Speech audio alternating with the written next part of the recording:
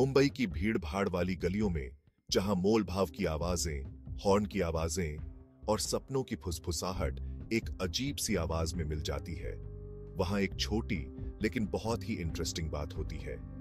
एक young street vendor जो बहुत ही खूबसूरत सेरामिक बेच रहा है, एक टूरिस्ट को कुछ बताने के लिए अपनी सेल्स पिच रोक देता है। वो कहता है, सफलता तो मेरे परिवार को पाल रही है।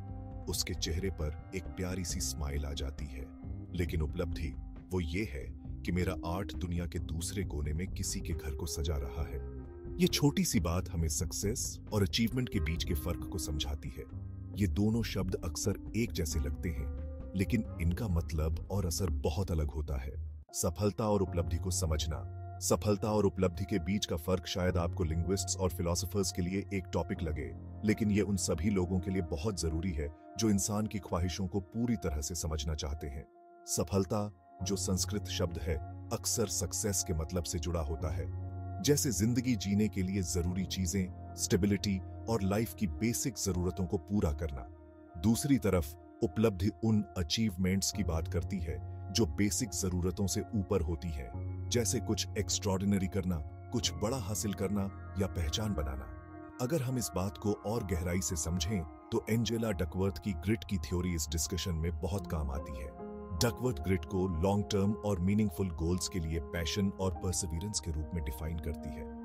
ये उपलब्धि से बिल्कुल मैच करता है, जहां सिर्फ गोल तक पहुंचने पर नहीं, बल्कि एक बड़े विजन को पूरा करने के लिए मुश्किलों को पार करने पर फोकस होता है। इसके उलट सफलता को short term, survival oriented goals के रूप में देखा जा सकता है, जिसके लिए रेजिलियंस की जरूरत होती है, लेकिन शायद उतना पैशन नहीं। इसे कल्चरल लेंस से समझने के लिए जापानी कॉन्सेप्ट इकिगाई को देखें, जिसका मतलब होता है जीने का कारण। इकिगाई वो है जो आपको पसंद है, जिसमें आप अच्छे हैं, जिसकी दुनिया को जरूरत है और जिसके लिए आपको पैसे मिल सकते हैं। ये कॉन्सेप्ट सफलता और उपलब्धि का एक मिक्स प्रमोट करता है, एक ऐसी लाइफ जो पर्सनल वेलबीइंग और सोशल कंट्रीब्यूशन दोनों को पूरा करती है। इंटरपर्सनल डायनामिक्स और सोसाइटी पर असर। कहानियां इंसान के दिल को एब्स्ट्रैक्ट कॉन्सेप्ट्स से ज्यादा छूती है।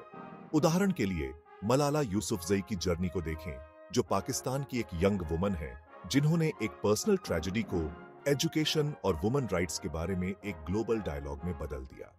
उनकी सफलता उनके सर्वाइवल और मुश्किलों के बावजूद एडवोकेसी जारी रखने में देखी जा सकती है, जबकि उनकी उपलब्धि को नोबेल पीस प्राइज और कई अवार्ड्स के रूप में इंटरनेशनली पहचान मिली है। सोसाइटी के कॉन्टेक्स्ट में सिलिकॉन वैली जैसी जगहों से आने वाले टेक इनोवेशन को देखें।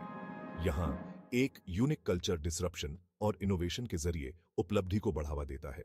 फिर भी यही सेटिंग कभी-कभी ऐसे प्रोडक्ट्स बनाने की सफलता को नजरअंदाज कर देती है जो सोसाइटी को सही मायने में फायदा पहुंचाते हैं, और ऐसे ग्राउंड ब्रेकिंग अचीवमेंट्स को ज्यादा महत्व देते हैं जिनका सोसाइटी में उतना कंट्रीब्यूशन नहीं होता है।